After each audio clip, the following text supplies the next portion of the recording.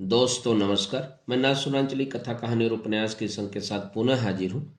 दोस्तों इस समय हम लोग सुन रहे हैं उपन्यास कितने पाकिस्तान, जिसे लिखा है कमलेश्वर। दोस्तों अब तक मैं इस उपन्यास के 32 भागों का वाचन अपने वाचन के पिछले क्रम में कर चुका हूँ। अब लीजिए सुनिए उपन्यास कितने पाकिस्तान के 33वें भाग का वाचन मेरे अर्थात नासुरांचली के स्वर में। लूसुन अफीम के फूलों का वैभव देखकर चकित और चिंतित थे। वे धीरे से बोले, यह फूल जितने नाजुक और खूबसूरत है, इनका द्रव्य उतना ही मादक और हिंसक है। तुम्हें शायद नहीं मालूम अदीब, हिंदुस्तान में पैर जमाने के बाद ईस्ट इंडिया कंपनी के जहाजियों ने चीन में अफीम की तस्करी शुरू कर दी है। ये समुद्री लुटेरे हैं जो कलकत्ता के अफीम के कारखानों से अपने स्टीमरों में अफीम की पेटियां लेकर हमारे मकाओ द्वीप की खाड़ियों में छिप जाते हैं। वहीं से वासंगिया या कुआचा के जरिए ये लुटेरे अफीम की तस्करी करते हैं। चोरी छिपे इनके स्टीमर पर्ल नदी के मुहाने में घुसकर कैंटन तक पहुंच जाते हैं, या फिर इनके स्टीमर चोरी छिपे लिमतिंग या वाहपोवा में लंगर डालते हैं और वहां से इस मादक द्रव्य की तस्करी करते हैं। आला अदीब, पहले भी तो हिंदुस्तान से अफीम का निर्यात आपके देश में होता था। अदीब ने लुसुन से कहा। जी हाँ, चिंग राजवंश उसका आयात दवाइयों के लिए करता था, वह भी साल भर में कुल 200 पेटियां। लेकिन अब तो ब्रिटेन की सरकार ने ईस्ट इंडिया कंपनी को इस अवैध व्यापार के लिए खुली छूट दे दी है। वे अब 200 नहीं 2000 पेटियों का धंधा करते हैं। यह अफीम कलकत्ते में ही 10 गुने दामों पर नीलाम हो जाती है।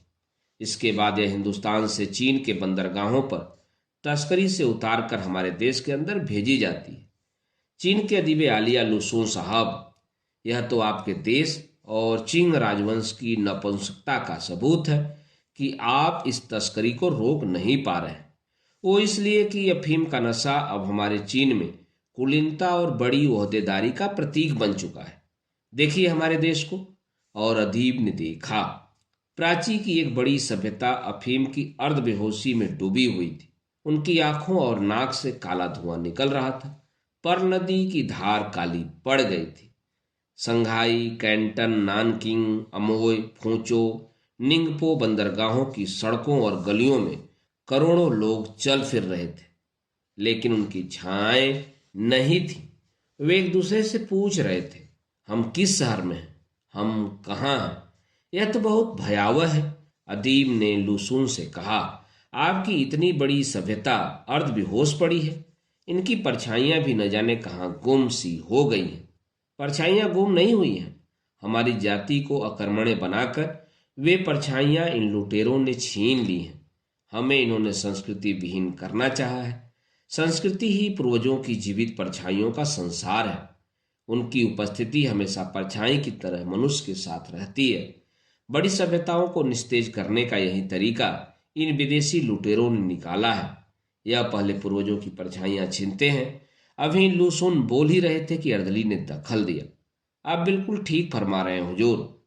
सबसे पहले ये पूर्वजों की परछाइयों को कत्ल करते हैं, संस्कृति का विनाश करते हैं, फिर पुरानी और पुख्ता सभ्यताओं को बदलते हैं।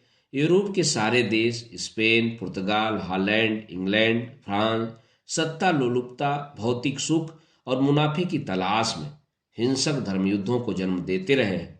धर्म को इन्होंने सत्ता का हथियार बनाया है। मैं गवाह हूं इसका। ओत्तोमन साम्राज्य का शहंशाह सलीम प्रथम चीखा। जीसस क्राइस्ट की करुणा, अहिंसा, पश्चाताप और दया के मानवीय महामंत्रों के बावजूद उन्हीं को लेकर करुणा की जगह जितनी बर्बरता, अहिंसा की जगह जितनी हिंसा, पश्चाताप की जगह जितना श्रेष्ठाग्रस्त नस्लवाद और दया की जगह दयाहीनता और हत्या का जितना अमानवीय इतिहास इनके पास मौजूद है, वह तो दुनिया के किसी धर्म के नाम पर दर्ज नहीं है। तुम्हारे इस्लाम का इतिहास हम कैथोलिक ईसाइयों से कहीं ज्यादा बर्बर है। खुद तुमने अपने धर्म भाइयों सियाओं के साथ जो राक्षसी अत्याचार किए हैं, उन पर तुम पर्दा नहीं डाल सकते। फ्रांस के युवा राजा फ्रांसिस प्रथम ने शहंशाह सलीम को ललकारा। तुमने पर्सिया की जमीनों पर कब्जा किया, तवरेज कुर्दिस्तान को रौंद डाला। मेसोपोटामिया और मिस्र पर तुमने दरिंदगी का कहर ढाकर उन्हें अपने अधिकार में ले लिया और इस्लाम की परंपरा को नकार कर तुम खुद खलीफा बन बैठे। तुमने सभ्यताओं का विनाश किया, ईसाइयों ने नहीं। तो क्या तुम्हारा स्पेनिश हिरनाल्डो कोर्टेस ईसाई नहीं था, जिसने मैक्सिको की फलती फूलती माया सभ्यता को ध्वस्त किया था? अजटेक साम्राज्य के बादशाह मोन्तेजुमा को धोखा देकर किसने मारा था? तुमने किस बेरहमी से अमेरिका के आदिवासी इंडियंस को खदेड़ा और उनकी हत्याएं की थी? उन्हें याद करो। तुम्हारा अनपढ़ निरक्षर सरदार पिजेरो लैटिन अमेरिका के देश पेरू में घुस पड़ा था और पोटोसी पर्वत श्रृंखला के चांदी के पहाड़ों को तोड़ तोड़कर उसने स्पेन पहुंचा दिया था, जो 3-3 सदियों तक पूरे यूरोप का भरण पोषण कर सकते थे। तुम ईसाई डकैत हो, तुम लुटेरे हो। तुर्की से सलीम ने प्रतिवाद किया।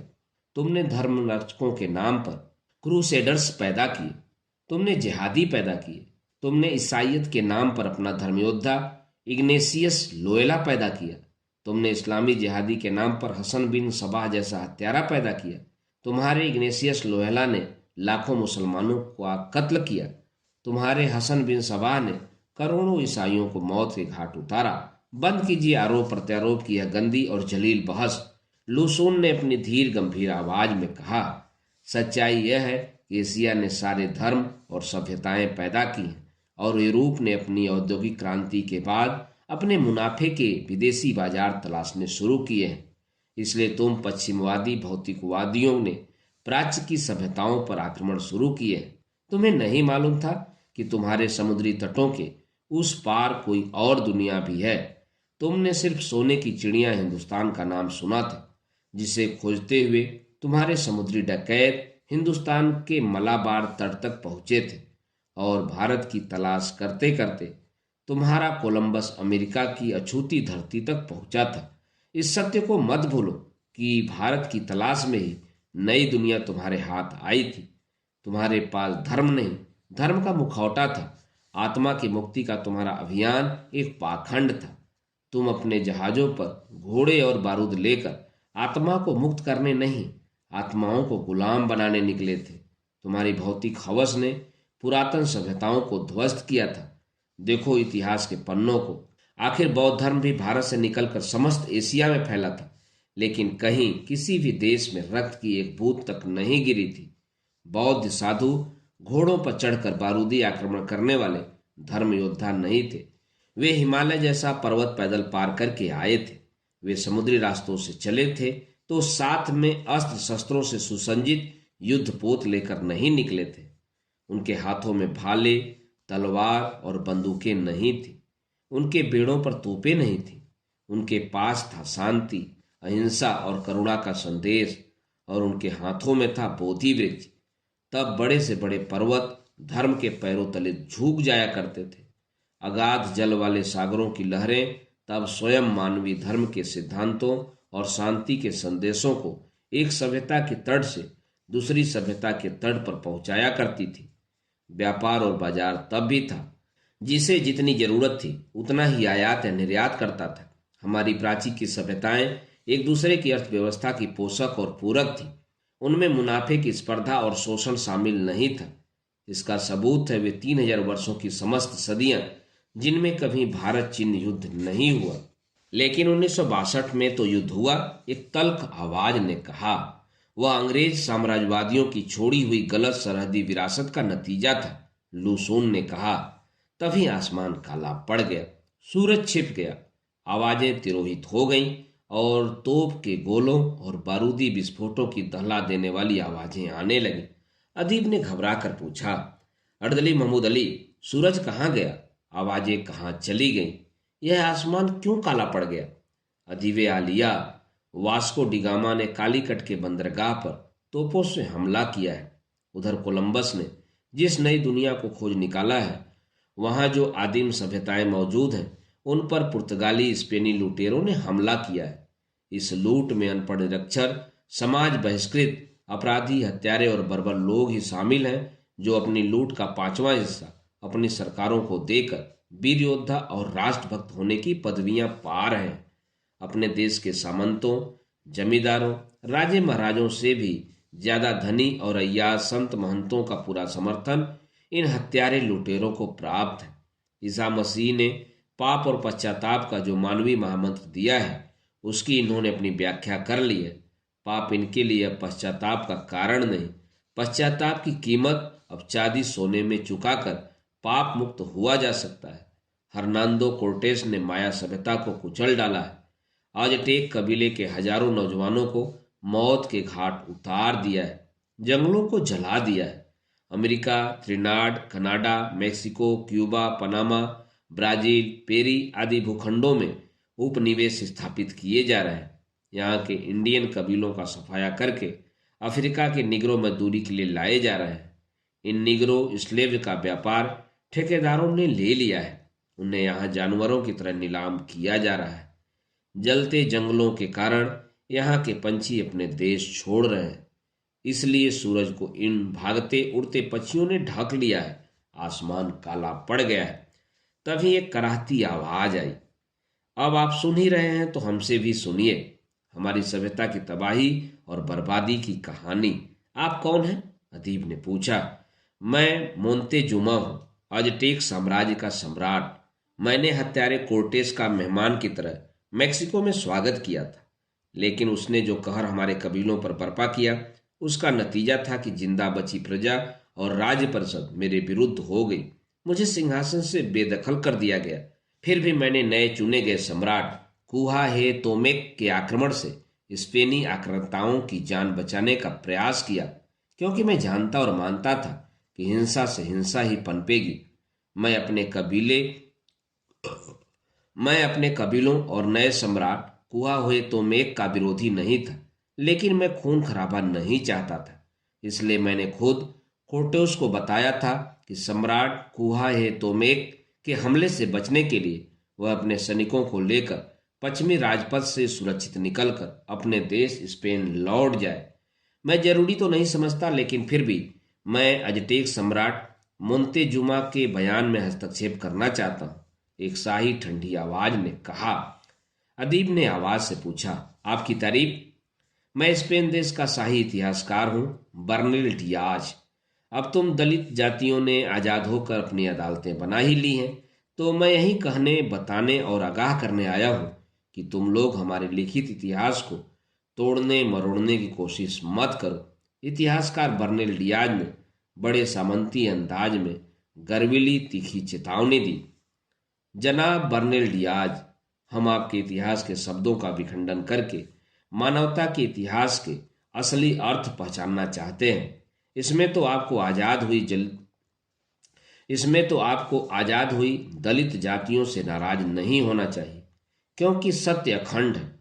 उसे आपके शाही शब्दों ने ढक रखा है। शब्दों से बहते रक्त और पसीने को पोंछकर आपने उन्हें कुलीन बना लिया है। आपने सड़ती लाशों, रक्त और पसीने की गंध को दुर्गंध बताकर शब्दों के परफ्यूम से हत्याकांडों और सभ्यताओं के विनाश को अपने इतिहास की किताबों के लिए खुशबूदार बना लिया है। सारी उपनिवेशवादी साम्राज्यवादी सत्ताएं खोखले नगाड़ों पर इंसानी खाल के पल्ले मढ़कर नगाड़चियों की तरह घोषणा कर रही हैं कि उन्होंने असभ्य दुनिया को सभ्य बनाया है। लुसून ने गुस्से के कारण माथे पर छलक आए गर्म पसीने को पोंछते हुए कहा, लुसून साहब, पसीना मत पोंछिए। मुझे आपके पसीने की तहकीकात और परीक्षण करना है। कहता हुआ एक अजनबी खाली शीशियां लेकर उनकी तरफ बढ़ने लगा। अदालत की खंडपीठ में उपस्थित सभी लोगों ने उस अजनबी आदमी को आश्चर्य से देखा। तभी अदीब ने उसे पहचाना। अरे, तुम शायद वही अश्रु वैद्य हो जो पिछली सदियों में हमसे मिले थे।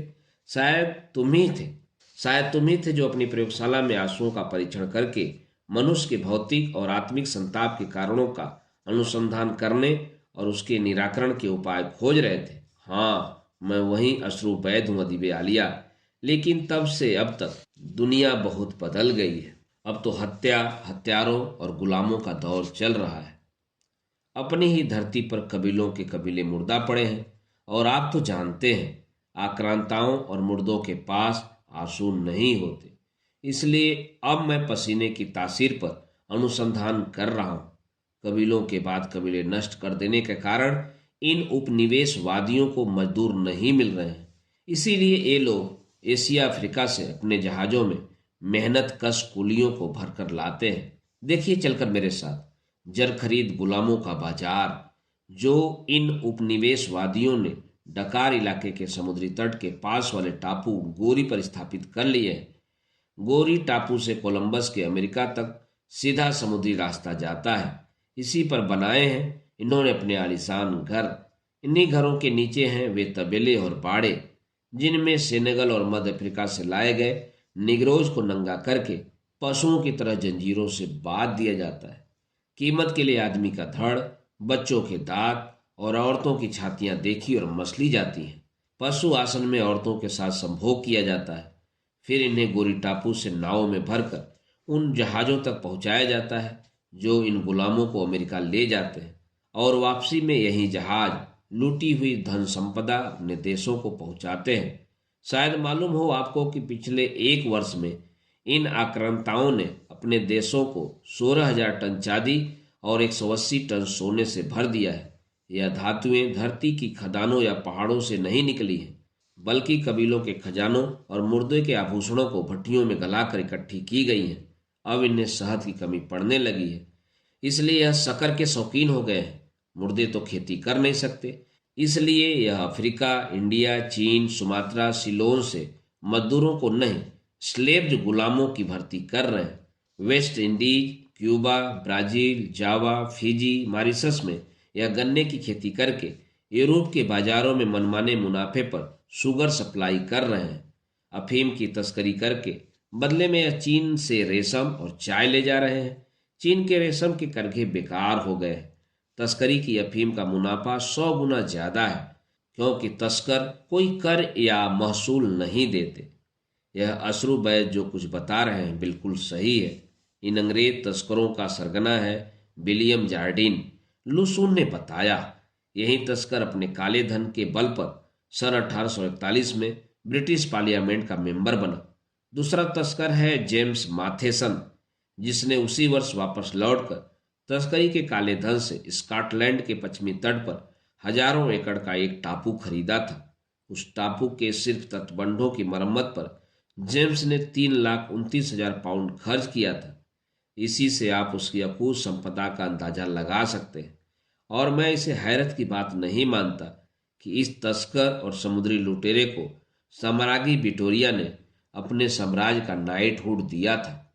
स्पेन, पुर्तगाल, फ्रांस, ब्रिटेन और डचों के राजघरानों और इनके इतिहासकारों ने इन समुद्री लुटेरों और तस्करों को महान समुद्री यात्रियों, नई दुनिया के खोजियों और अन्वेषकों के खिताब दिए हैं, क्योंकि उन राजघरानों को इस लूट के धन में से 5वां हिस्सा बतौर नजराना मिलता है और अपने उपनिवेश स्थापित करने के लिए धरती का एकाधिकार।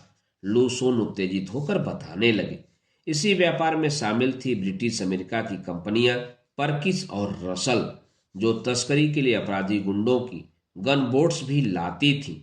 साथ में आते थे इनके धर्म प्रचारक, जो हमें परंपरागत आस्था से वंचित करके हमारी सांस्कृतिक श्रद्धा को विस्थापित कर देते थे। हम अपनी आत्मा को लेकर अपने ही समाज और देश में शरणार्थी बन जाते हैं। तब हमारी परछाइयां हमसे विद्रोह करती थी। बिल्कुल यही हमारी सभ्यताओं के साथ हुआ था। हमारे साथ तो इससे भी अधिक घातक खेल खेला गया। अजटेक सभ्यता का सम्राट मोंतेजुमा चीख पड़ा, आला दीबो, हर सभ्यता, हर जाति, हर समुदाय, हर सदी में अपने परम पुरुष ईश्वर के आने की प्रतीक्षा करता है। यह प्रतीक्षा ही सभ्यताओं और संस्कृतियों को जीवित रखती है। हमारी दुनिया के सारे कबीले भी इसी सनातन विश्वास को लेकर जी रहे थे कि हमारा ईश्वर एक दिन अवश्य आएगा। उन्होंने हमारे इस सनातन विश्वास का फायदा उठाया। इनके धर्म प्रचारकों ने हमारी भाषा, धार्मिक विश्वासों, रीति रिवाजों का अध्ययन किया। वे हम जैसे बन गए हैं, यह भ्रम पैदा किया गया और तब उनके वरिष्ठ धर्म प्रचारक अलवारेज ने हमें हमारी ही भाषा में चमत्कारी सूचना दी कि हमारा प्रतीक्षित ईश्वर आ गया है, हमारे गढ़चिन्ह वाले परम पुरुष ने अवतार ले लिया है। तो हमने सहज विश्वास कर लिया। तब उस धर्म प्रचारक ने हमें बताया कि हमारा ईश्वर हर्नांडो कोर्टेस है, जो घोड़े पर चढ़कर अवतरित हुआ है। घोड़ा हमारे अनुभव के लिए विचित्र वाहन था, क्योंकि हमारे कबीलों ने ऐसा पराजंतु कभी देखा नहीं था। हमारे लिए वह विचित्र स्वर्गिक जीव था। जब घोड़े पर सवार अपने ईश्वर कोर्टेस को हमने देखा तो विश्वास नहीं हुआ। वह ईश्वर हमें अपने गढ़चिन्ह और परिकल्पना से बहुत भिन्न लग रहा था। अश्व और पुरुष को हमने एक ही समझा था, लेकिन ईश्वर तो ईश्वर है, वह कोई भी रूप धारण कर सकता है। हमारे कबीले ने यही सोचकर यकीन कर लिया था। शाही स्पेनिश इतिहासकार बर्नेल डियाज ने गुस्से और हिकारत से सम्राट मोंतेजुमा को देखा। तभी खंडपीठ के न्यायाधिपति लूसून ने बर्नेल डियाज को घूरा और अदीब को अर्थ भरी नजरों से देखा, फिर मोंतेजुमा को। मोंतेजुमा ने अपना बयान जारी रखा। अजटेक की राज्य परिषद मुझे अपदस्थ कर ही चुकी थी। हमारे नए सम्राट कुहाए तोमेक ने कोर्टेस को दैवी अवतार मानने से इनकार कर दिया। इसलिए हमारे कबीले को सबक सिखाने के लिए कोर्टेस ने मुझे पहले तो बंधक बनाया, फिर बंदी बना लिया। मैं शांति के पक्ष में था। हम माया सभ्यता के लोगों ने जम्बू महाद्वीप के किसी महापुरुष का महाकथन सुना था कि जब पंछी तुम्हारे देश का बसेरा छोड़ दे, तब तुम अपनी आत्मा की ओर देखो, उसे प्रतिबंधहीन स्वतंत्रता दो, और जैसे पंछी आकाश में अपनी यात्रा की कोई छाया नहीं छोड़ता, वैसे ही तुम भी छाया मुक्त हो जाओ। अदालत में मोंतेजुमा की इतनी अगाध, गंभीर और बोध संपन्न बात सुनकर सभी चमत्कृत थे। कोर्टेस चाहता था कि मैं उसकी ओर से नए सम्राट से संधि की बात करूं, लेकिन यह संभव नहीं था। मैं जानता था कि कोर्टेस फौजी तैयारी के लिए समय चाहता है। मैं कोर्टेस को धोखा नहीं देना चाहता था। मैं अपने नए सम्राट को भी धोखा नहीं देना चाहता था। कोर्टेस अब मेरा ईश्वर नहीं, मित्र था। मैं मित्रद्रोही नहीं हो सकता था, मैं देशद्रोही भी नहीं हो सकता था। मैंने संधि वार्ता के प्रस्ताव से इनकार कर दिया। इसी बात पर कोर्टेस ने मेरी हत्या कर दी। उसने मुझे मित्रता का यह सिला दिया। तभी से मैं मित्रता के मूल्यों की तलाश में भटक रहा हूं। क्या महत्वाकांक्षी वक्त में मित्रता शांति और सह-अस्तित्व का आधार नहीं बन सकती? खंडपीठ ने शाही इतिहासकार बर्नेल डियाज की ओर देखा तो उसने कहा, इन्हें जो कहना है कह लेने दीजिए। इतिहास का सच क्या है मैं बाद में बताऊंगा। मोंतेजुमा ने अपना बयान जारी रखा। आला अदीबो, अगर कोर्टेस सभ्य और ईश्वर की तरह दयालु होता तो हमारे कबीले इसके साथ भी रह लेते। हमारे पास धरती थी, जंगल थे, पहाड़ थे, नदियां और सागर थे, आकाश था, मैदान थे, खेत थे, अन्न था, पंछी थे। क्या नहीं था हमारे पास? धरती ने हमें सब कुछ दिया था। खाली धरती की कमी नहीं थी। मेरी हत्या करके उसने मुझे एक उथली घाटी में फेंक दिया और जान बचाने के लिए सेना सहित पलायन करने लगा। तभी हजारों शंखध्वनियों के युद्ध घोष ने उसे चौंका दिया। कोर्टेस गिर गया था। हमारे सम्राट के योद्धाओं ने तीर कमानों से शत्रु पर आक्रमण किया। जान बचाने के लिए कोर्टेस के सैनिक खाड़ी के पानी में कूद पड़े, लेकिन न वे तैर सके न निकल सके, क्योंकि उनकी जेबों में लूट का सोना चांदी और कीमती पत्थर भरे थे। वे उन्हीं के बोझ से डूबे तो फिर जीवित निकल नहीं पाए। क्या यह वृतांत सही है? अदीब ने बर्नेल डियाज से पूछा। हाँ, यह सही है, उसने ठंडी आवाज में उत्तर दिया।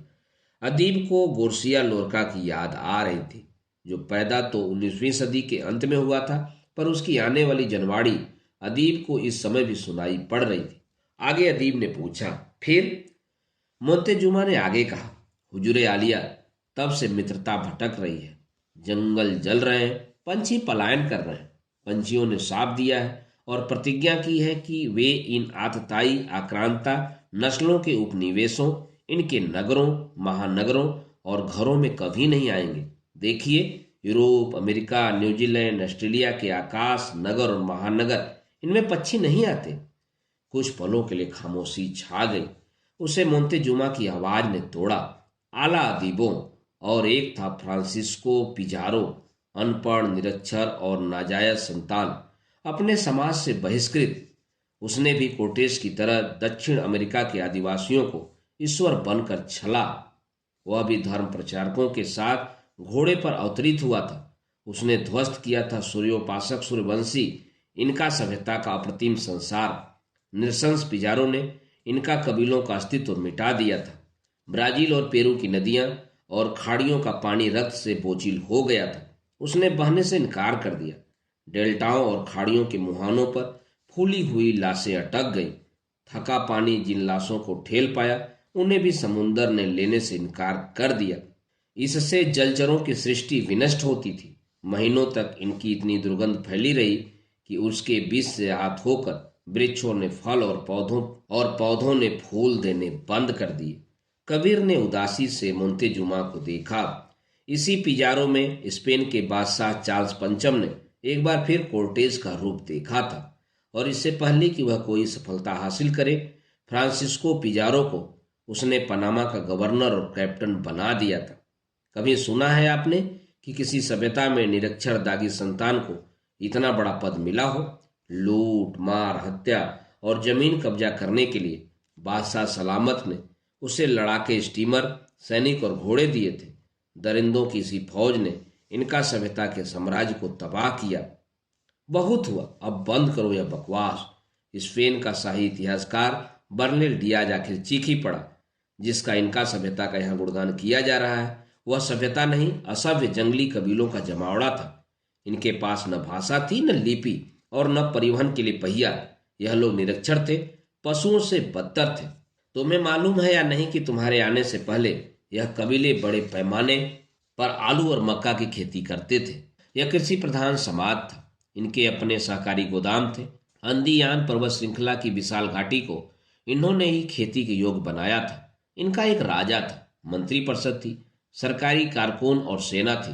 किसानों के सहकारी गोदाम यन्न से भरे रहते थे।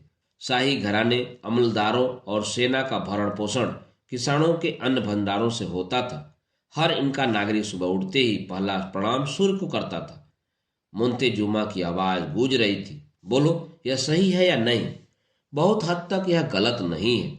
सच्चाइयों को मंजूर करने का बड़ा सूफियाना अंदाज है आपका, अदीब ने शाही इतिहासकार से कहा।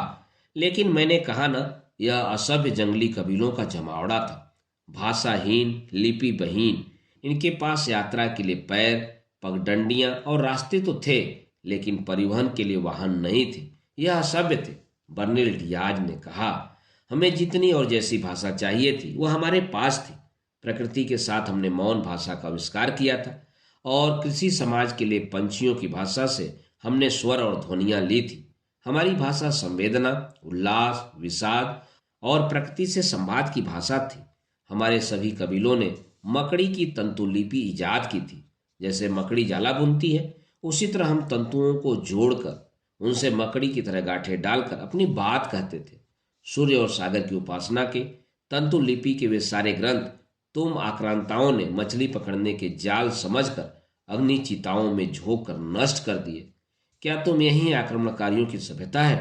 कहते कहते मोंतेजुमा पसीना पोंछते हुए थक कर बैठ गया। हमें पहियों से ज्यादा अपने पैरों पर भरोसा था। अदालत परिसर में सवाल दर सवाल गूंजने लगे। उस माहौल को शांत करते हुए लुइसून ने शाही इतिहासकार से सवाल किया, सभ्य और असभ्य होने का आपका पैमाना क्या है? शाही इतिहासकार चुप नहीं रह सका। वह गुस्से से बोला, मैं पैमानों, सभ्य समाज और असभ्य समाज की इस बेकार बहस में नहीं पड़ना चाहता, और बात खत्म करने के लिए आखिरी बात कहना चाहता हूं कि अजटेक सभ्यता के इस तथाकथित सम्राट मोंतेजुमा के कबीलों के सारे लोग नरभक्षी हैं। अदालत में जैसे सबकी सांसें ऊपर की ऊपर और नीचे की नीचे रह गई। इसका कोई गवाह और सबूत? लुसून ने लोगों की उत्सुकता का उत्तर पाने के लिए पूछा। पूछिए इसी सम्राट मोंतेजुमा से। यही मुझे और हर्नाल्डो कोर्टेस को लेकर गया था अपने मुख्य मंदिर में। मंदिर का रास्ता और फर्श खून का दलदल था। प्रांगण की दीवारों को मानव रक्त से पोता गया था। मंदिर के गर्भगृह में ताजे मानव रक्त का एक कुंड था। चारों तरफ रक्त और सड़ते मांस की सड़ांध भरी हुई थी, और अंतिम आवास में हिंसक दिखती मूर्तियों के चरणों में 5 इंसानी हृदयों के ताजा गोश्त के लोथड़े पड़े थे। वे उस समय भी धड़क रहे थे और उनमें रक्त बह रहा था। नरभक्षियों का इतना नृशंस और भयानक दृश्य मैंने या कोर्टेस ने कभी नहीं देखा था। स्पेन के शाही इतिहासकार बर्नेल डियाज के इस विवरण से अदालत में जो गुस्सा, घृणा, क्रोध से भरी प्रतिक्रियात्मक हलचल शुरू हो गई थी। तभी एक स्पेनिश नागरिक ने खंजर निकालकर मोंतेजुमा पर फेंका था। वह उसके सीने में समा गया था। मोंतेजुमा ने उस खंजर को सीने से निकालते हुए कहा, मेरे दोस्त, हालांकि तुमने दुश्मनी का यह खंजर मेरे सीने में मारा है, लेकिन मुर्दे दोबारा नहीं मरा करते। पूछो अपने इतिहासकार से कि वह और कितना झूठ बोलना चाहता है। यह झूठ नहीं, हकीकत है। शाही इतिहासकार ने आवाज ऊंची करते हुए कहा।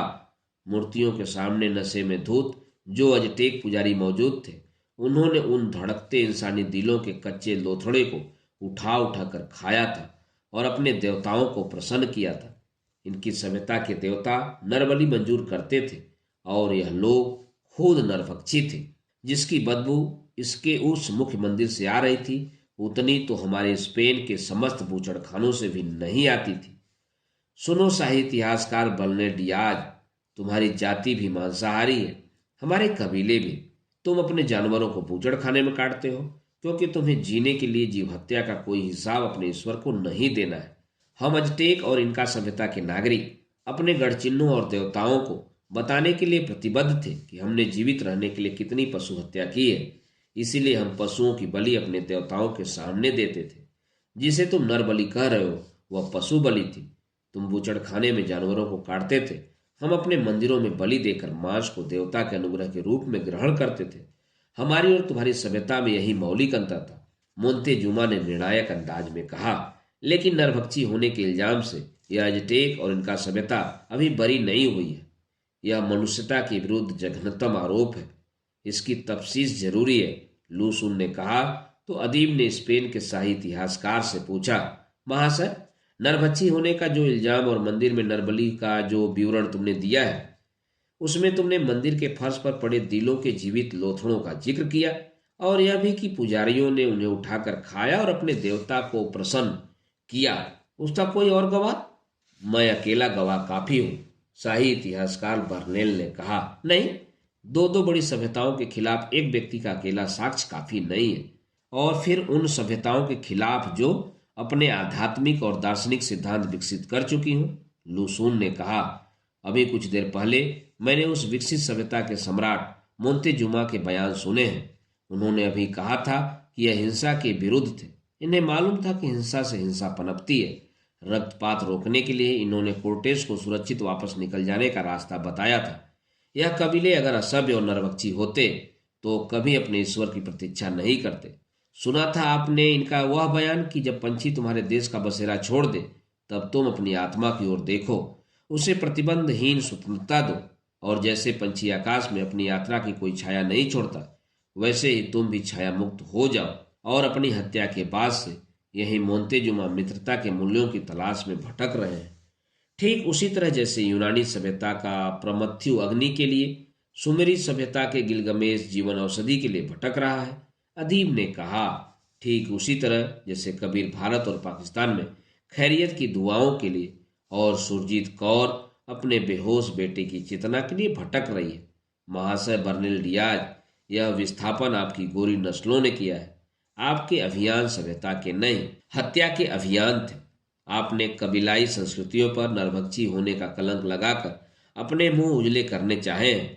सच्चाई तक पहुंचने के लिए हमें और गवाहों की जरूरत है, कहते हुए अदीब ने अर्दली महमूद अली को आवाज दी। हाजिर हूं हुजूर, अर्दली ने अदब से कहा। मेक्सिको के विजेता हर्नांडो कोर्टेस को पेश करो और उन तमाम लोगों को भी पेश किया जाए जो अजटेक के मंदिरों में नरबली के चश्मदीद गवाह हो सकते हैं। अर्दली ने संभावित गवाहों को पुकारा। सामने से जैसे पर्दा हटा, सदियों पुराने कब्रिस्तान की सारी कब्रों के कपाट खुले और उनमें से रतिक्रिया में आबद्ध नग्न युगलों का जुलूस अदालत की ओर आता दिखाई दिया। वह दृश्य उत्तेजक और पतित रूप से मनोरम था। बधिक वासना के वन्य वामाचार का वित्त चित्र, पशु आसनों का अनावृत अधम लोक, गौर वर्ण पांडव पुरुषों का कबीले की कृष्णवर्णी औरतों के साथ काम नृत्य, सबसे आगे था हर्नांडो कोर्टेस अपनी कृष्णवर्णी मरीना के साथ रतिबद्ध। न्यायाधिपतियों के साथ ही मोंतेजुमा और अन्य लोगों ने आंखें मीच ली। लगभग सभी चीख पड़े, यह क्या हो रहा है? हम इन्हें सभ्य बना रहे हैं। यह करक्त आवाज कोर्टेस की थी। लेकिन तुम्हारी किताबों के मुताबिक यह तो नरभक्षी कबीलों की औरतें हैं और तुम इनके साथ? अदीब ने आंखें बंद किए हुए ही आधा सवाल पूछा। किताबों की बातें किताबों में रहने दो। अर्धसत्य ही सबसे बड़ा सत्य है। सत्य से साम्राज्य नहीं बनते। हमें रति विरत मत करो, कोर्टेस ने कहा, और वह भृंगी के साथ रतिमग्न हो गया जिसका ईसाई नाम उसने मरीना रख लिया था। वे एक दूसरे को नखों से छत बिछत करने लगे। तभी धरती में जैसे जलजला आया। भूगर्भ की चट्टानें एक दूसरे से टकराने लगी। खुले मैदानों में वीवर पड़ गए। वृक्ष बुरी तरह कांपने लगे। भयग्रस्त आंखों से अदीब ने देखा, हिरोशिमा हाँफता भागता चला आ रहा था। चमड़ी जली हुई, कोटरों से आंखें झींगे की तरह निकली हुई, नाखून जले हुए और बदन के हर हिस्से से पीऊ रिश्ता हुआ। सारे ही लोग उसे देखकर स्तब्ध थे। क्या हुआ हिरोशिमा, तुम इतने बदहवास क्यों हो? अदीब ने घबराते हुए पूछा। फिर वही दुर्घटना? कहाँ? तोकियामुरा में। तोकिया से 100 किलोमीटर दूर। कौन सी और कैसी दुर्घटना? मोंतेजुमा ने चिंता से पूछा। वही नाभिकीय ऊर्जा के विस्फोट की दुर्घटना। मेरे ऊपर जो परमाणु बम गिराया गया था वह दुर्घटना नहीं, युद्ध समाप्त करने के नाम पर सोचा समझा परीक्षण था। मानव जाति पर किया गया जघन्यतम आक्रमण। अरे दरिंदों, देखो मेरे इस छार छार हुए शरीर को, नागासाकी के छत बिछत भूगोल को, माओ की कोख में विकलांग हो गई अजन्मी संतानों को, प्रचंड तापमान में पिघलकर वाष्प की तरह उड़ जाने वाले लाखों मनुष्यों को, जल जलकर खंड खंडों में टूट टूट कर गिरने वाले शरीरों को, मुंह तक आकर न निकल सकने वाली मृत्यु की चित्कारों को, घुड़ती सांसों में दम तोड़ती बेबस उश्वासों को, हिचकी लेती हिचक हिचक कर मरती जिंदगी को। देखो मुझे, अगर तुम में सांस लेने का साहस है तो देखो मुझे। मैं हिरोशिमा हूँ, हिरोशिमा। मेरे रक्तहीन शरीर से फुटती मवाद की इन गाढ़ी धाराओं को रिश्ते हुए इसी चिपचिपे मवाद ने जोड़ रखा है। मेरी जली हुई त्वचा को मैंने खुद झेला है, मानो विनाश को, मृत्यु को। सांस लेने का साहस है तो देखो मुझे। मैं और नागासाकी तब सन 1945 में शहर थे, पर आज मैं एक प्रतिरोधी प्रतिवाद हूँ। हिरोशिमा, हम सब तुम्हारे साथ हैं। मोंतेजुमा ने उसके रिश्ते मवाद को गंगा जल की तरह अजूरी में लेते हुए शपथ ली। हिरोशिमा, जो 5 लाख लोग मारे गए, जो माओ की कोख में पिघल कर अजन्मे रह गए, हम अपने आंसुओं से उनका तर्पण करते हैं। पर हमें संताप है कि उन 20 लाख लोगों का जो नाभिकीय विकिरण से विकलांग होकर जीवन की इच्छा छोड़कर मृत्यु मांगने लगे। सदियों पहले यही हुआ था कुरुक्षेत्र के मैदान में। अदीब ने सदियों पार देखा। महाभारत युद्ध का काल वैदिक सभ्यता के चरम उत्कर्ष और पतन की पराकाष्ठा का उच्चतम और निम्नतम बिंदु है। इसी युग में कृष्ण के कर्म और जीवन सिद्धांत के साथ सत्य के उच्चतम क्षण का उदय हुआ था, और 18 दिनों के युद्ध के बीच बार बार और तरह तरह से उसी सत्य की हत्या हुई थी। युद्ध के पहले दिन जब महाधनुर्धर अर्जुन अपने नंदी घोष रथ पर युद्ध भूमि में आया था, तब उसके सारथी कृष्ण ने उसे दिया था जीवित रहने के कारणों के परम सत्य का संज्ञान। तब कृष्ण ने किया था मृत्यु से मृत्यु को जीतने का अभिनव आविष्कार। मौत कौरवों ने पैदा की थी, उसे जीतना जरूरी था। मौत को जीतने के लिए युद्ध के पहले दिन हुई संबंधों की मौत, दूसरे दिन हुई थी सम्मान और संवेदना की हत्या, तीसरे दिन हुआ था करुणा का अंत, चौथे दिन सारी नैतिकताओं और धर्म के प्रतिमानों का पराभव, और फिर बचा क्या था? युद्ध के लिए युद्ध का वर्ण। इसीलिए 5वें दिन हुआ था युद्ध उन्माद का उदय, और 6वें दिन शक्ति और साहस की जगह हिंसा और क्रूरता का अवतरण। 7वें दिन पैदा हुई थी घृणा। 8वें दिन हुआ था मृत्यु देने की वधिक स्पर्धा का जन्म, और 9वें दिन सारे मानवीय मान मूल्यों का दमन और पतन, जब भीष्म पितामह ने विकराल रूप धारण करके पांडव वीरों को बुरी तरह घायल किया था। तब गीता के महाप्रणेता और युद्ध में तटस्थ कृष्ण स्वयं क्रोधातुर होकर भीष्म पर दौड़ पड़े थे, एक टूटे हुए रथ का पहिया उठाकर। युद्ध तो 18 दिन चला था, परंतु 10वें दिन तक घायलों और विकलांगों की संख्या इतनी बढ़ गई थी कि उन्होंने जीवित रहने की इच्छा का विसर्जन कर दिया था। उसी तरह जैसे जापान में नाभिकीय विकिरण से विकलांग हुए 20 लाख लोग जीवन की इच्छा छोड़कर मृत्यु मांगने लगे थे। सभी लोगों ने आहत होकर मोंतेजुमा को उदासी से देखा था। तभी यह दृश्य देखकर पाताल सागर में उतरते हुए मुझे गिलगमेश ने आवाज दी थी और कहा था, जब तक मैं संजीवनी लेकर धरती पर पहुंचूं तो मृत्यु से युद्ध करो। हिरोशिमा ने कहा, गिलगमेश ने यह भी कहा था कि मृत्यु की इच्छा का निषेध करो। मैं तब से वही कर रहा हूं। मोंतेजुमा ने कहा, वैदिक आर्यों ने अपने ही वंशजों को मौत दी, क्राइस्ट की करुणा ने गौतम बुद्ध की करुणा की हत्या कर दी, लेकिन उसकी हत्या कोई नहीं कर सकता जो वेदों से पहले का आर्य है, जेहोवा से पहले का यहूदी है, जरसुस्त्र से पहले का पारसी है, गौतम बुद्ध से पहले का बौद्ध, ईसा से पहले का ईसाई और पैगंबर मोहम्मद से पहले का मुसलमान है। लेकिन मृत्यु हार नहीं मान रही है।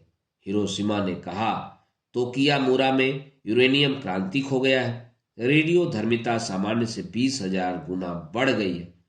मेरे ऊपर गिरे बमों के बाद यह 5वीं खतरनाक दुर्घटना हुई है। यह रेडियो धर्मी विषाक्त तरंगें जापान की सरहद को पार करके चीन और कोरिया तक तो नहीं पहुंच जाएंगी? चिंताग्रस्त लुसून ने पूछा। शायद नहीं, हिरोशिमा ने कहा। अधिकारी कह रहे हैं कि उन्होंने खतरे पर काबू पा लिया है।